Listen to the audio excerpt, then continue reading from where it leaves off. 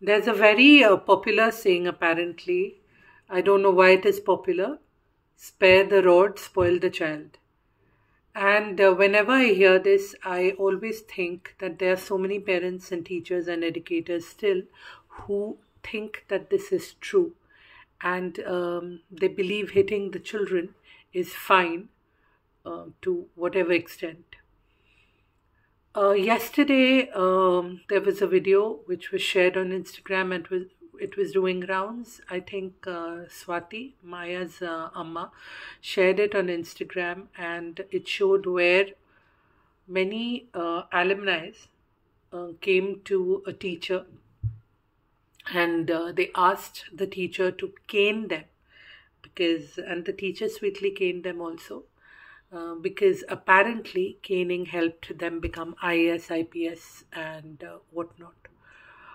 Um, I did share that post yesterday, but I have had a little bit of a rough night and day post that, because for me, hitting is an absolute no no. For me, those who say that hitting is good, they're actually justifying their act of hitting as a parent or an educator. As an educator and a parent, I can tell you that hitting is absolutely not needed, and it is not even appropriate. Appropriate is a very small word for that. It's not done. Right now I am not in the right frame of mind at the moment as well, because the video, when I searched after seeing that post, it's been going on and on in my head that what do we feed our children? um, we feel complete BS to our children. We say that we're hitting you for the right reasons, which is not true. I'll just fix the camera. I'm sorry. I'll just have a better angle then. Just give me a second. I think this is better. Yes. So, yeah, hitting is absolutely inappropriate. As an educator and a parent, I've seen that. And as a child counselor, I have seen the after effects of hitting. So, no matter how much you justify, it is never appropriate. It is never okay to hit a child. It is never okay. I always have a stance where I think parents know best for their children. But in this case, if you're doing it, it's not good. It is not good, period. You cannot justify it. If you, before hitting a child, just step back and just understand that what the gravity of the situation. You cannot control your emotions. You cannot control yourself. So you hit the child. Who gives you the right to hit the child?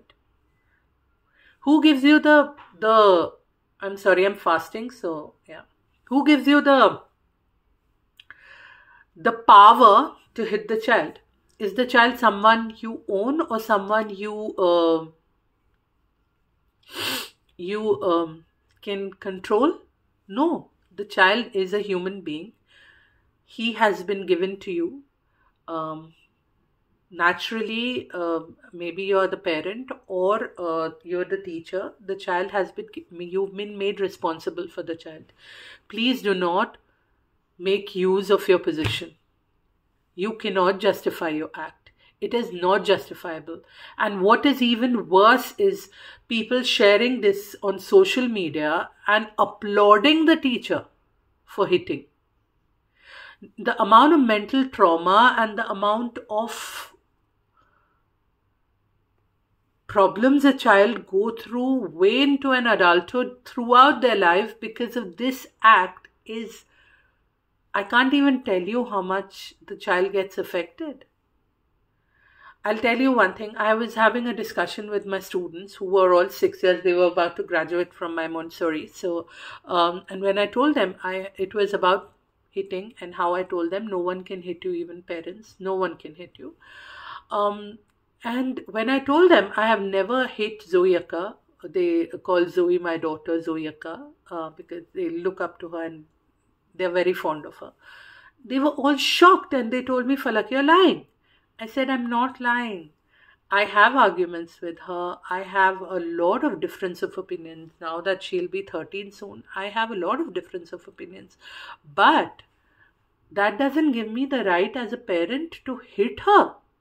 No, I'm sorry, it doesn't. Hitting, obviously, it has a lot of impact on the child's emotional, mental health, their self-esteem. It rises violence. So right now you are hitting the child. It shows child that hitting is appropriate, and they will hit someone in future, and the cycle continues. And I'm referring to my notes because right now I'm in a very different state of mind. It instills a sense of fear and mistrust or distrust in you as an adult, or a person who's in position of authority.